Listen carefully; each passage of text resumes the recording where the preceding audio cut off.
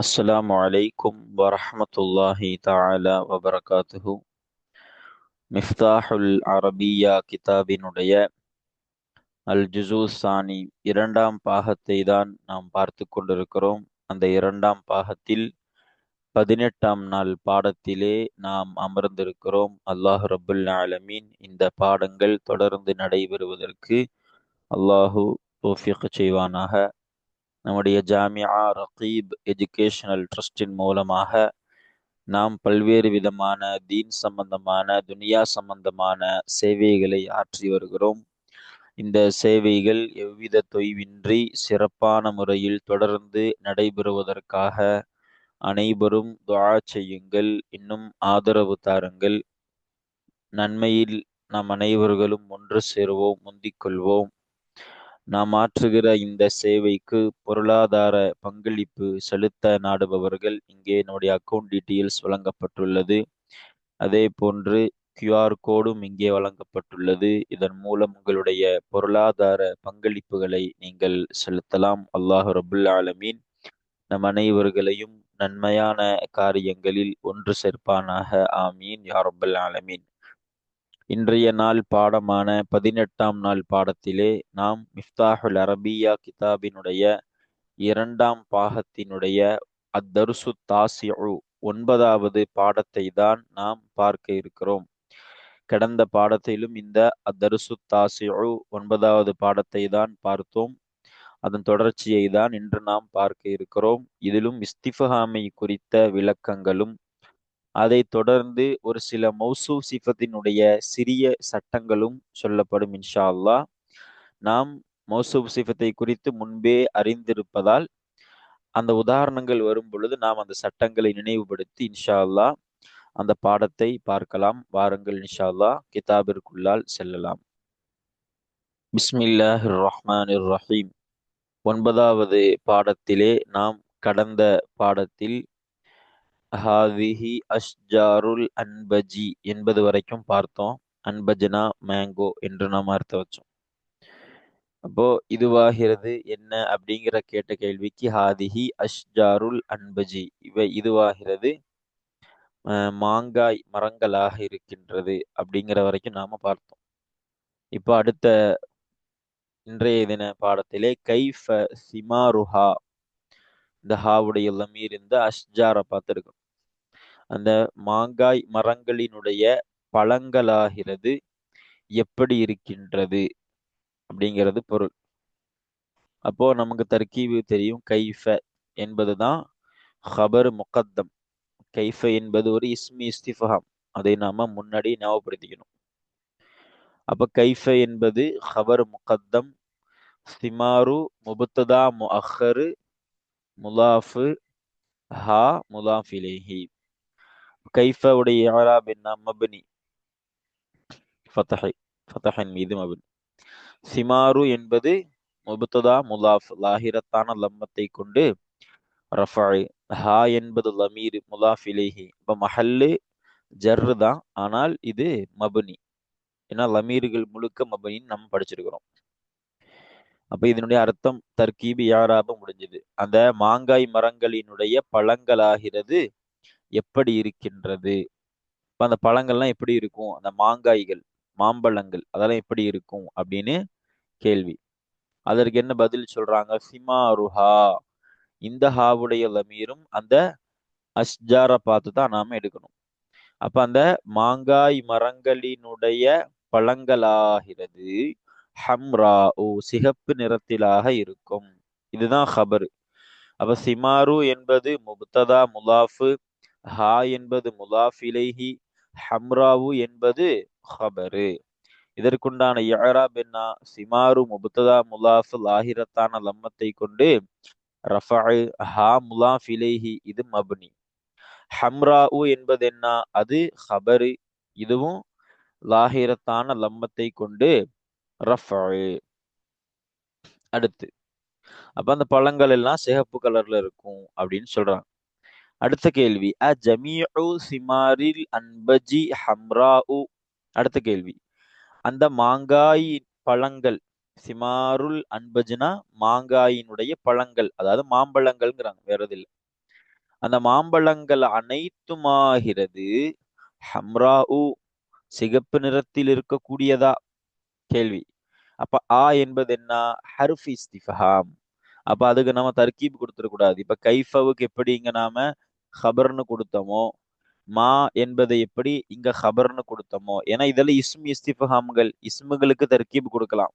தர்கீப்னா முபுத்ததா என்றோ ஹபரு என்றோ தர்கீப் கொடுக்க முடியும் நம்மளால. ஆனா ஹர்ஃபுகளுக்கு தனித்த தர்கீப் நாம கொடுக்க முடியாது. அதுக்கு ஹர்ஃப் இஸ்திஃபாம்னு சொல்லி முடிச்சிடணும். அப்ப ஆ என்பது என்ன? ஹர்ஃப் இஸ்திஃபாம் மபுனி முடிஞ்சு. மபுனி கூட வேண்டாம். ஆ என்பது ஹர்ஃப் இஸ்திஃபாம் முடிஞ்சது.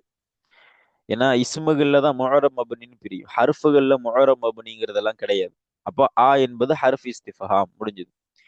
ஜமீஉ சிமாரில் அன்பஜி மாங்காயினுடைய பழங்கள் அனைத்துமாகிறது. அப்போ மாம்பழங்கள் அனைத்துமாகிறதுன்னா ஜமீஉ முபத்ததா முலாஃபு, சிமாரி முலாஃப் இலைஹி முலாஃபு, அல் அன்பஜி முலாஃப் இலைஹி, ஹம்ராஉ இந்த ஜமீஉ என்னும் முபத்ததாவினுடைய ஹபரு. அப்ப பாருங்க, ஜமீஉ லாஹிரத்தான லம்மத்தை கொண்டு ரஃபஇ, சிமாரி முலாஃப் இலைஹி லாஹிரத்தான கஸ்ரத்தை கொண்டு ஜர்ரு, அல் அன்பஜி அதுவும் முலாஃப் இலைஹினால லாஹிரத்தான கஸ்ரத்தை கொண்டு ஜர்ரு, ஹம்ராவு என்பது ஜமீஉ உடைய ஹபரா இருக்கிறதுனால இதுவும் லாஹிரத்தான லம்மத்தை கொண்டு ரஃபஇ. அப்ப தர்கீபும் யாராபும் முடிஞ்சுது.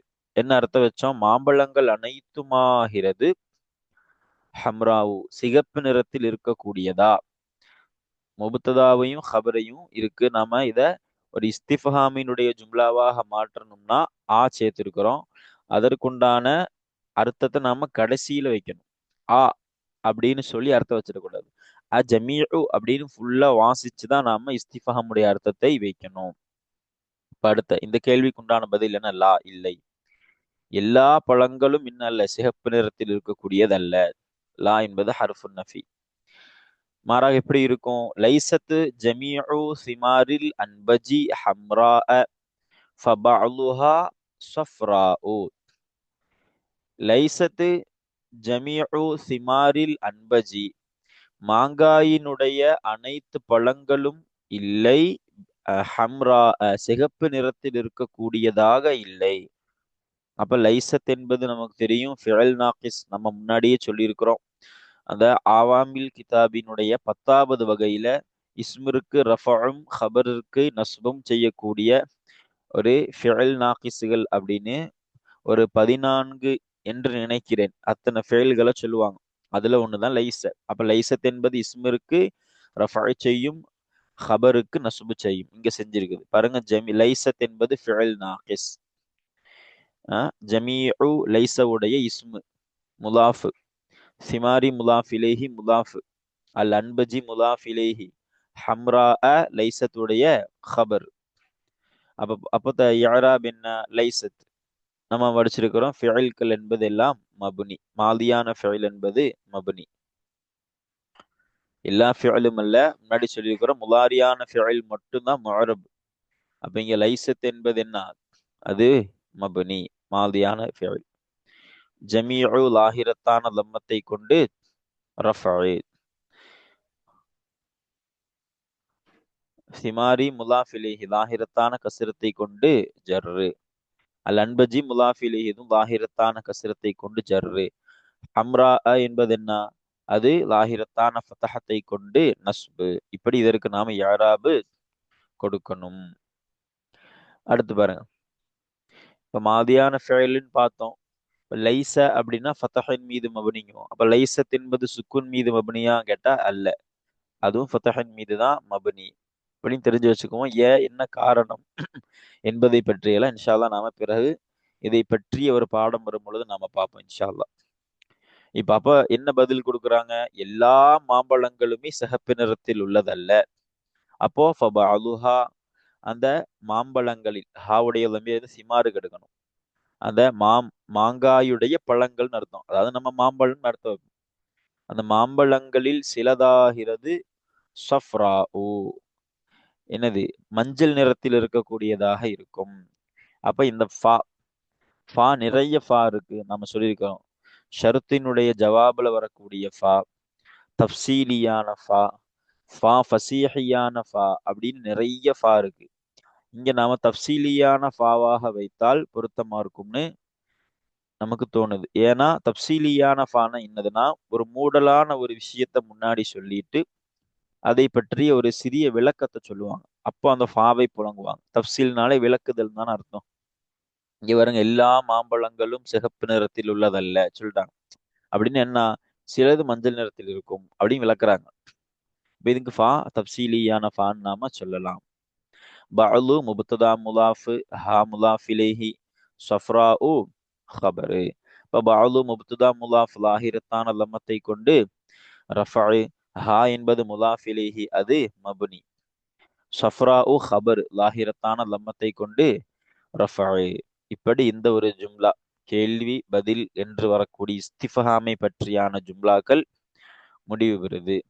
இப்ப அடுத்த பேராகிராஃப்ல நாம வமன் ஹாவுலாயி அப்படிங்கிறத நாம பார்ப்போம். இப்போ வமன் ஹாவுலாயி எனும் ஒரு வார்த்தை, இவர்களாகிறவர்கள் யாராக இருக்கின்றார்கள். இப்போ வா விஸ்தேனா பார்க்கலாம். ஏன்னா புதுசா துவங்குறாங்க. இஸ்பா விஸ்தேனாஃப். மன் ஹாவுலாயி இவர்களாகிறவர்கள் யாராக இருக்கின்றார்கள் என்பது அர்த்தம். அப்ப நமக்கு தர்கீப் லாஹிராகும். மன் என்பது ஹபர். ஏன்னா யாராக இருக்கிறார்கள் அப்படின்னு தான் முடிக்கிறோம். ஹாவுலாஇ முபுத்ததா இவர்களாகிறவர்கள். அப்போ மன் என்பது ஹபரு, ஹாவுலா என்பது முபுத்ததா.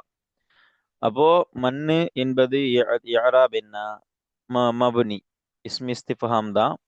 அது என்னது, ஹபர் தான், அது மபனி. ஆனா இது மஹல்லு மர்ஃபூ, ரஃபுனுடைய இடத்துல இருக்கு. ஏன்னா ஹபருங்கிறதுனால இதனுடைய இடம், இதனுடைய மஹல்லு மர்ஃபூ, ஆனா சுக்குன் மீது மபனி. ஹாவுலா என்பதோ இது கஸ்ரின் மீது மபனி, ஏன்னா இஸ்மி இஷாரா.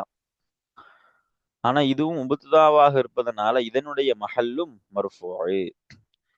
அடுத்து பாருங்க. அப்ப இவர்களாகிறவர்கள் யாராக இருக்கின்றார்கள் அப்படிங்கிறது கேள்வி. பதில் என்ன, அவுலாதுன் சகாருன் லில் புஸ்தானியி.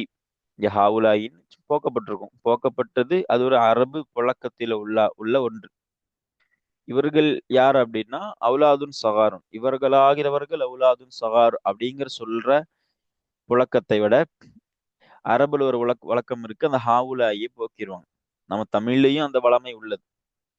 அப்ப அவுலாதுன் சகாருன், இவர்களாகிறவர்கள் அவுலாதுன் சகாருன் சிறு பிள்ளைகளாக இருக்கின்றார்கள். யாருக்குரிய சிறு பிள்ளைகளில் புஸ்தானியி. புஸ்தான் அப்படின்னா தோட்டம்னு அர்த்தம். புஸ்தானியி அப்படின்னா தோட்டத்தின் உரிமையாளர், தோட்டத்தை சார்ந்தவர் அப்படின்னு அர்த்தம் வைப்போம். அப்ப புஸ்தானின்னா தோட்டத்து உரிமையாளர் அப்படி அர்த்தம் வைக்கலாம், தோட்டத்தை சார்ந்தவர். அப்ப இவர்களாகிறவர்கள் தோட்டத்து உரிமையாளருக்குரிய சிறு பிள்ளைகளாக இருக்கின்றார்கள் என்பதுதான் இதற்குண்டான அர்த்தம். தர்கீப் என்ன, அவுலாதுன் என்பது ஹபர். எதனுடைய ஹபரு, இங்கே போக்கப்பட்டுள்ள முபுத்ததா ஹாவுலாஇ அப்படிங்கிற முபுத்ததாவினுடைய ஹபர், மௌசூஃப். சகாருன் என்பது சிஃபத், லாம் ஜாரு, அல் புஸ்தானியி மஜ்ரூர். இந்த யாவுக்கு நிஸ்பத்துடைய யான்னு ஒரு பேர் இருக்குது. இன்ஷா அல்லாஹ் அதை பற்றி நாம பிறகு பார்ப்போம் இன்ஷா அல்லாஹ். யா நிஸ்பத்துடையான அந்த சார்ந்த, அவரை மக்கியுன் அப்படின்னு சொல்றோமா, மக்காவை சார்ந்த, மதனியுன் மதீனாவை சார்ந்த, அந்த மாதிரி புஸ்தானியுன்னா அந்த தோட்டத்தை சார்ந்த, தோட்டத்து உரிமையாளர் அர்த்தம் கொடுப்போம் நாம. இதுக்கு தான் அந்த நிஸ்பா, தொடர்பு படுத்துதல், அந்த அந்த யான்னு சொல்லுவாங்க இது. இந்த புஸ்தானோடு அந்த நபரை நாம தொடர்புபடுத்தி தோட்டத்தை சார்ந்தவர்னு அர்த்தம் வைப்போம் அவருக்கு. ஒரு நபர் மக்கால வசிக்கிறார்னா மக்காவையும் அவரையும் நிஸ்பத்து படுத்தி மக்கியுன், இவர் மக்காவை சார்ந்தவர் அப்படின்னு அந்த தொடர்பு படுத்தக்கூடிய யானால இந்த யாக்கு நிஸ்பத்துடைய யா அப்படின்னு பேராயிருக்கு என்பதை நம்ம விளங்கி வச்சுக்கணும். அப்ப அவுலாது என்பது போக்கப்பட்ட முபுத்ததாவுடைய ஹபர், லாஹிரத்தான லம்மத்தை கொண்டு ரஃபாய். சகார் என்பதும் இது அவுலாதுடைய சிஃபத்து, அதுவும் லாஹிரத்தான லம்மத்தை கொண்டு ரஃபாய். லாம் ஜாரு ஹர்ஃபில் ஜர் அது மபனி, அல் புஸ்தானியி மஜ்ரூர், லாஹிரத்தான கசிரத்தை கொண்டு ஜர்ரு. இப்ப அடுத்து இப்ப அந்த அவுலாதுகளை பற்றி விளக்க போறாங்க. அந்த அவுலாதுகள் மஅஹும், அந்த அவுலாதுகளோடு இருக்கின்றது. அதவாத்துல் லஇபி, லஇபினா விளையாட்டுகள், விளையாட்டு உபகரணங்கள். அப்ப விளையாட்டு பொருட்களாகிறது, விளையாட்டினுடைய பொருட்களாகிறது அவர்களுடன் இருக்கின்றது. ரியாலத்தில் பதனியத்தி, இது எங்க அத்துஃபாக்கணும்னா லஇபில் அத்துஃபாக்கணும். இப்ப விளையாட்டினுடைய பொருட்கள் மாதிரி ரியாலத்துல் பதனியா அப்படின்னா உடற்பயிற்சின்னு அர்த்தம். எக்ஸசைஸ் நம்ம சொல்லுவோம் இல்லையா, அதான் உடற்பயிற்சி. இப்ப விளையாட்டினுடைய உபகரணங்களும் உடற்பயிற்சியுடைய உபகரணங்களுமாகிறது அவர்களோடு இருக்கின்றது. அப்ப பாருங்க மஅஹும், அந்த ஹாக்கு லம்மு வரும், இவங்க பிரிண்டிங் மிஸ்டேக், சுக்கூன் வந்திருக்கு. மஅஹும் அவர்களோடு இருக்கின்றது, அவர்களோடு இருக்கின்றது. அதவாத்துல் லஇபி விளையாட்டினுடைய உபகரணங்களாகிறது. அப்ப மஅ லர்ஃபு முலாஃபு, ஹும் முலாஃப் இலைஹி. பொதுவா லர்ஃபுகளுக்கும் தாலுக் இருக்கும் என்பதை நாம விளங்கிக்கணும். எப்படி ஹுரூஃபுல் ஜர்ருகளுக்கு தாலுக் இருக்குமோ, தொடர்பு பெறக்கூடியதான ஒரு ஒரு ஒரு வார்த்தை இருக்குமோ, அதே போன்று லர்ஃபுகளுக்கும் இருக்கும். மஅ என்பதும் ஒரு லர்ஃபு. அதை தொடர்ந்து இங்க நம்ம பிறகுண்டான வார்த்தைகள்ல பார்க்கலாம். அமாம, கல்ஃப, இது போன்ற லர்ஃபினுடைய வார்த்தைகள் நிறைய வரும். இங்கேயும் எல்லா லர்ஃபுகளுக்குமே ஒரு தாலுக் என்பது இருக்கும். அதுவும் போக்கப்பட்டும் வரலாம், சொல்லப்பட்டும் வரலாம்.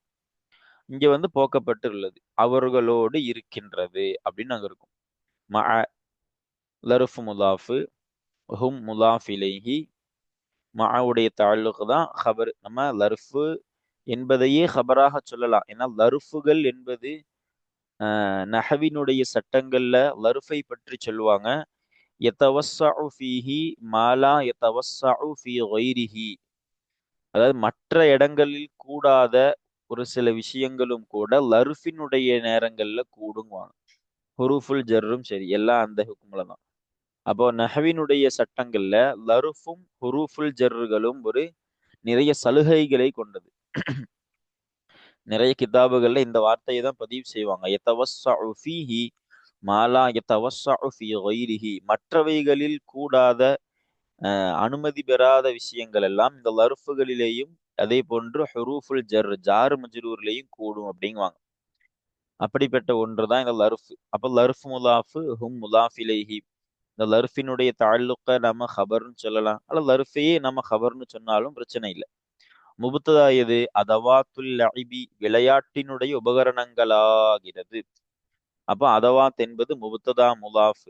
இங்க வந்து இது போட்டிருக்கிறாங்க, அதாவது தன்வீன் போட்டிருக்காங்க. அது தப்பு. ஏன்னா முலாஃபுக்கு தன்வீன் வராது. முலாஃபினுடைய பாடம் இன்ஷா அல்லாஹ் வருமானால் நம்ம முலாஃபினுடைய ஒட்டுமொத்த சட்டங்களை இன்ஷா அல்லாஹ் தொகுத்து நாம சொல்லுவோம். முலாஃபுக்கு என்ன வராது? அலிஃப்லாம் வராது. அப்போ அதவாத்துல் லஇபி விளையாட்டினுடைய உபகரணங்கள் அப்படின்னு நம்ம சொல்லணும். அல்லது இந்த தன்வீன வச்சாகணும், அதுதான் சரி அப்படின்னு ஒரு முடிவெடுத்தோம்னா இங்க லில் லஇபின்னு கொண்டு வரணும். இங்க ஒரு லாம், ஹருஃபுல் ஜர்ரான லாம், விளையாட்டிற்கு உரிய உபகரணங்கள், முலாஃப் முலாஃப் இலைஹிங்கிற சட்டம் இல்லாம லில் லஇபி ஜார் மஜ்ரூர் மாதிரி கொண்டு வரணும். நமக்கு அது அவசியம் இல்லை. அதவாத்துல் லஇபின்னே சொல்லலாம். இங்க வந்து தன்வீன் வராது, ஒரு லம்மு மட்டும்தான் வரும்.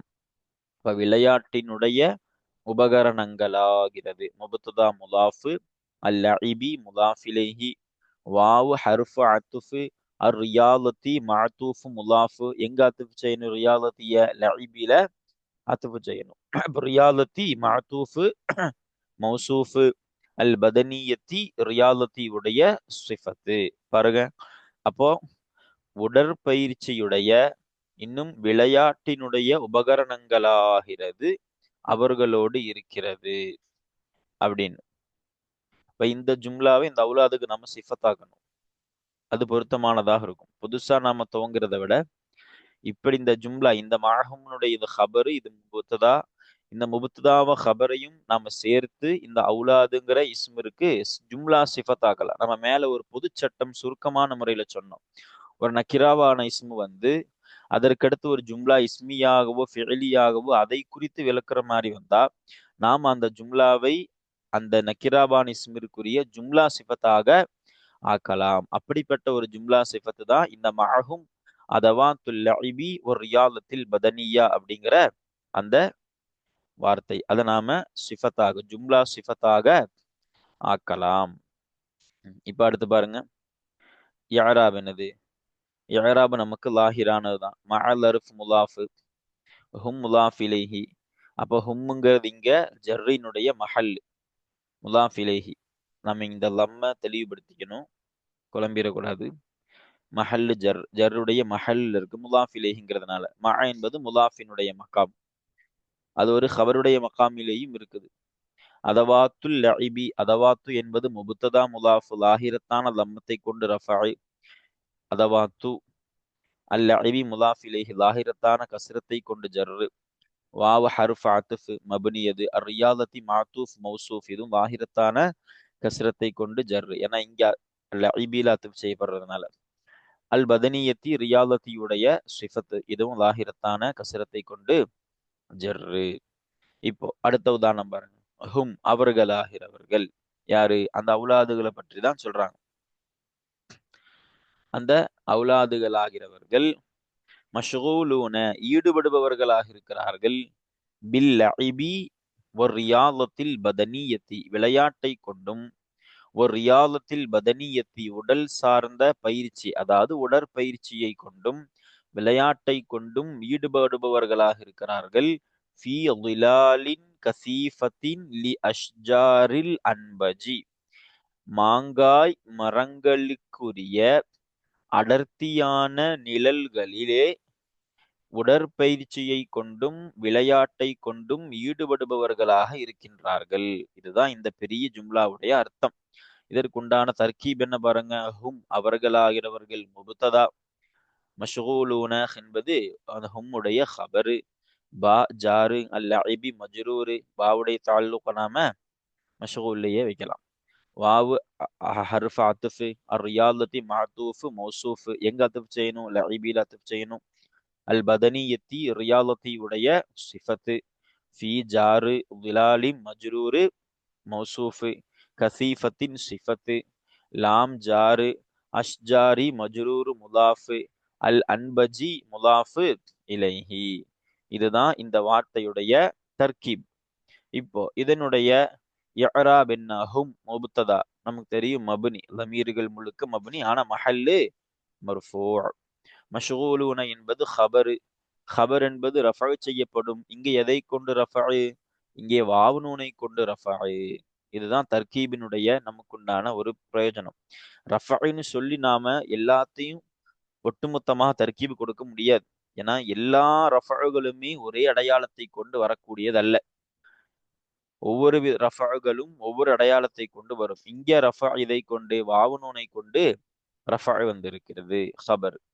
பா ஜாரு, ஹர்ஃபுல் ஜர் என்பது மபுனி.